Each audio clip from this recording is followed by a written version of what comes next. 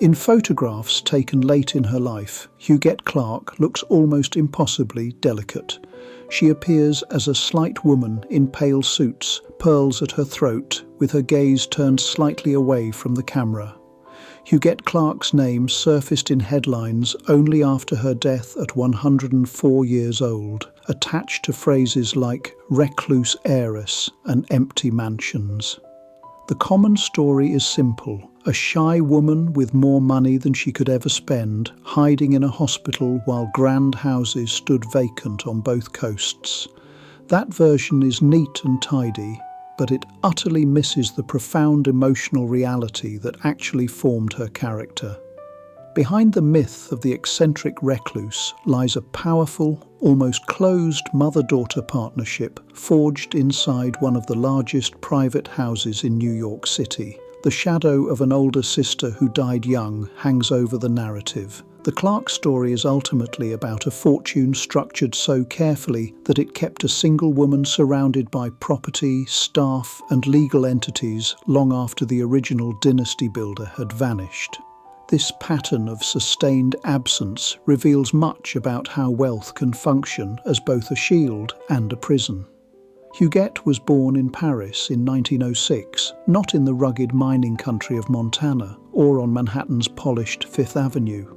Her father, William Andrews Clark, had already climbed from frontier merchant to copper magnate, a powerful senator and a symbol of the Gilded Age's most aggressive excess. Her mother, Anna Eugenia Lachapelle, came from a very different world entirely. Anna hailed from a French-Canadian family of modest means, a young woman with musical training and ambition. When William met Anna, he was already rich and already a widower. She was closer in age to his daughters from his first marriage than to him, a fact that complicated her position immediately. This marriage dramatically rearranged the entire family map, creating an older set of children who had grown up with one mother and a younger second family installed at the very centre of a far greater fortune. Anna's position in that structure was complicated. She was at once the second wife, a young mother, and by the time Huguette could remember anything clearly, she was the widow of one of the richest men in the United States. Anna understood dependence from the inside. Before she became Mrs. Clark, she had no secure position or inherited wealth.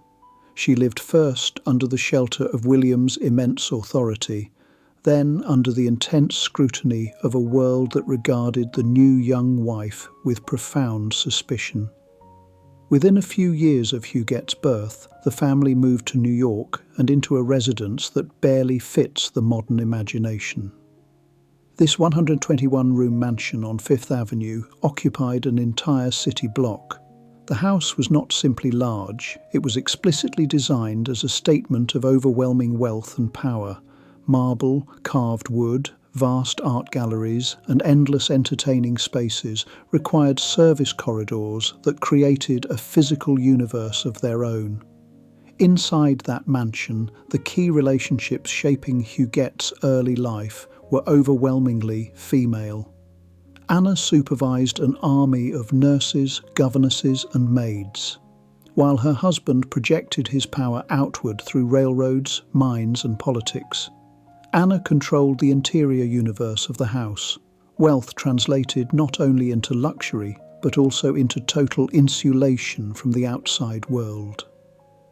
Anna had grown up without marble staircases or priceless French tapestries, so the grandeur surrounding her was acquired, not inherited. Protecting what had been gained, both for herself and for her two daughters, became her central, driving task. An older sister, Louise Amelia André, always called André, moved ahead of Huguette by nearly a decade. The little girls played in nurseries far away from the formal rooms their parents used for grand entertaining. They absorbed Catholic prayers from their mother, learned French and music, and lived in a house so carefully staffed that problems disappeared before ever reaching the family's attention. Anna guarded access to her girls, managing their schedules and limiting contact with the more chaotic sides of their father's public life. William had been widely condemned in the press as the face of political corruption when his first attempt to enter the Senate involved open bribery. Old money families in New York treated him warily, if at all. Anna's role included sheltering her daughters from that social hostility while positioning them as legitimate bearers of a vast and slightly tainted fortune. The core of that small, protected female world shattered completely in 1919. André, just 16 years old, contracted meningitis and died unexpectedly. The loss cut through all the layers of privilege with the same crushing force it would in any household. Newspapers reported the death briefly, but they could not capture the daily aftermath that unfolded upstairs. A mother who had already buried a husband now watched her first daughter disappear just as the girl reached the threshold of adult life. A younger sister, 13 years old, experienced this profound grief in an environment that instinctively responded by closing ranks, lowering voices, and reducing all exposure to outsiders. From that point forward, the Clark second family narrowed its focus dramatically. The loss of a sister in such a closed environment did more than create grief. It left Huguette with one less person she could trust without calculation. What might have become a lifelong alliance and the complex dynamics of sisterly competition became a powerful, idealized memory instead. Two daughters had shared the burden and privilege of carrying Anna's expectations, and now only one remained. Huguette watched the world narrow around her grief, and the mother-daughter bond intensified into something almost resembling a closed system. William himself died in 1925, leaving a fortune divided between children of both marriages. For Huguette and her mother, the practical result was enormous: enduring security, shares in mining companies, railroad interests, cash, and significant real estate holdings that included multiple residences. With the patriarchy removed, the gargantuan 121-room mansion, already out of step with changing New York, was eventually sold and razed. The mansion, once a symbol of William's public ambition, was physically erased. Anna and Huguette moved into a large yet more manageable apartment building on Fifth Avenue. Even there, they occupied a suite of connected units with staff and space that remained far beyond the ordinary scale. This was a deliberate contraction, the symbolic castle replaced by a high perch with fewer doors to guard. The legal structures around that fortune followed Gilded Age patterns refined by lawyers who specialized in making wealth endure. Instead of leaving everything outright to individuals, William's estate placed assets into trusts and entities, corporations holding properties and trusts providing income while preserving the principal. For a daughter like Huguette, this meant personal control over certain properties and artworks, combined with steady streams of income managed impersonally by banks and attorneys. This sophisticated system allowed a single woman to maintain several mansions, multiple apartments, and extensive collections without the burden of supervising every ledger entry herself. The fortune had become self-perpetuating. Within this carefully managed financial framework, the emotional center remained the relationship between the mother and her surviving daughter.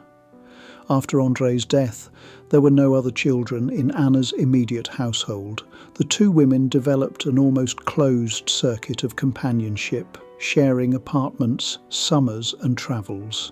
Doctors, clergy, and servants came and went. The mother-daughter unit endured without interruption. Protective instincts that had once been spread between two girls now focused absolutely on one. Huguette's natural shyness deepened into a preference for privacy that her mother immediately understood and fully reinforced. The traditional marriage market for heiresses of this size and era functioned like a finely tuned machine. Families with fortunes sought names, titles, or strategic business alliances. Mothers negotiated settlements as if they were corporate mergers. Daughters appeared in ballrooms and at summer resorts, groomed for display and acquisition. Several of Huguette's contemporaries, daughters of industrial dynasties, married European aristocrats, expertly trading American money for Old World status. In that world, a young woman with the vast resources of the Clark fortune would normally become the centerpiece of intense strategic planning by her mother. That expected script never fully played out. Huguette did marry once, in 1928, to a law student named William MacDonald Gower, a man from a respectable background but without a major fortune of his own. The marriage lasted less than 2 years and produced no children. Divorce followed quietly, without any dramatic courtroom scenes or bitter public accusations. The entire episode appears in the historical record almost as a brief, silent parenthesis. Yet this failure was a pivotal moment. The wedding night left her frightened and traumatized, and the marriage was never consummated. This failure exposed Huguette in the most intimate possible way to a system that treated her body and her fortune as negotiable assets. Instead of relaunching her daughter onto the marriage market, Anna closed the circle even more tightly.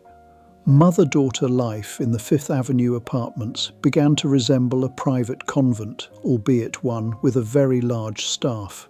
Music, painting and correspondence filled hours once meant for society calls.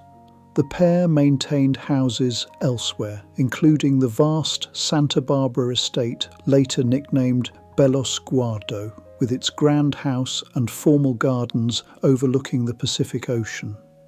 Yet they did not turn it into a social court. The estate existed mostly as a beautifully maintained, permanent possibility. Gardeners pruned, housekeepers dusted, and caretakers reported on repairs. The women themselves appeared rarely and unpredictably. In the Clark estates, architecture served a different purpose than in the Astor or Vanderbilt mansions. While ballrooms in those older houses were calculated spaces for social control, the grand staircases and service wings in the Clark properties stood empty. The houses functioned less as stages for society and more as architectural shells, separating two women and their possessions from a world that had grown too intrusive and too fascinated. The memory of André's loss continued to echo. In families with multiple daughters, hierarchies of compliance, charm and beauty often determined parental investment. Here, that pattern was broken early, and the surviving sister lived with both the memory of that absence and the knowledge that every maternal hope now rested on her alone. Rather than attempting to recreate her sister's path or competing for outside attention, Huguette gradually withdrew, building an inner life centered on art, music, and elaborate collections of dolls and miniatures. The sisters' rivalry dissolved into a quiet form of loyalty in which mother and daughter guarded each other fiercely against all outsiders. Financial mechanisms preserved this enclosure through the 20th century. After Anna's death in 1963, Huguette inherited control more directly. Multiple residences remained under her command: the Fifth Avenue apartments, Bellosguardo in California, and a country house in Connecticut. Each of these had its own corporate wrapper, its own staff, and its own set of legal documents. Lawyers oversaw trusts and taxes, while banks administered her investment portfolios.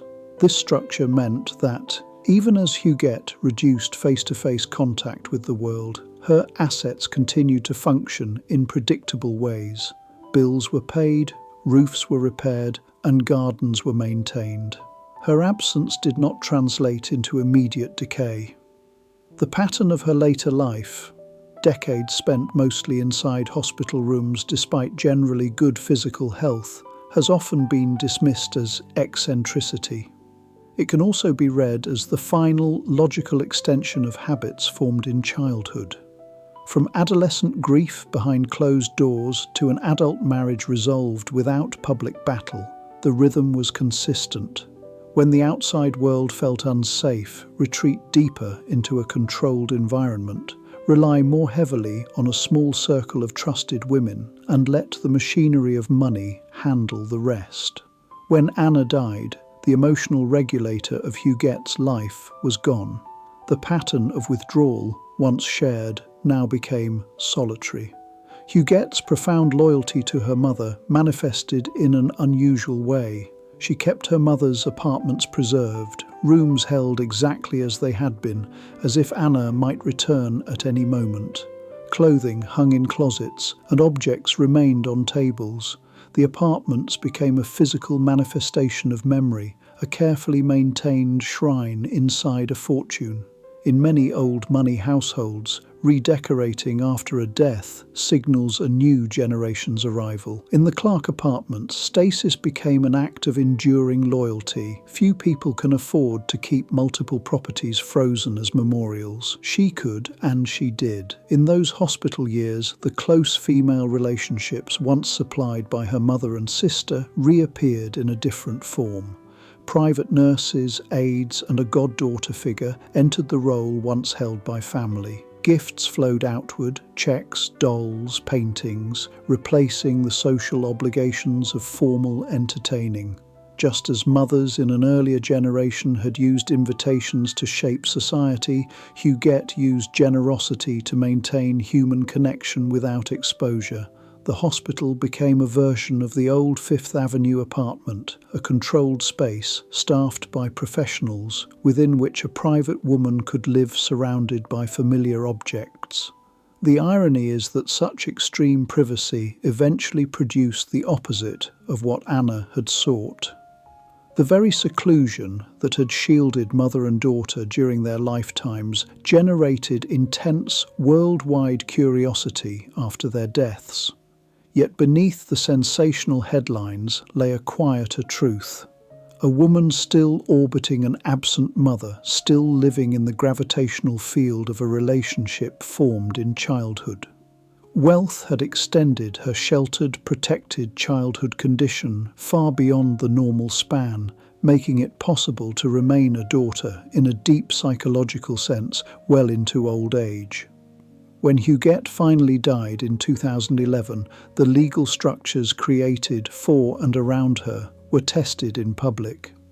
Wills written late in her life directed large sums to staff, to charities, and to the arts, with particular attention to preserving Bellosguardo as a cultural institution. Relatives descended from her father's first marriage contested these documents, arguing that Huguette had been unduly influenced by her caretakers.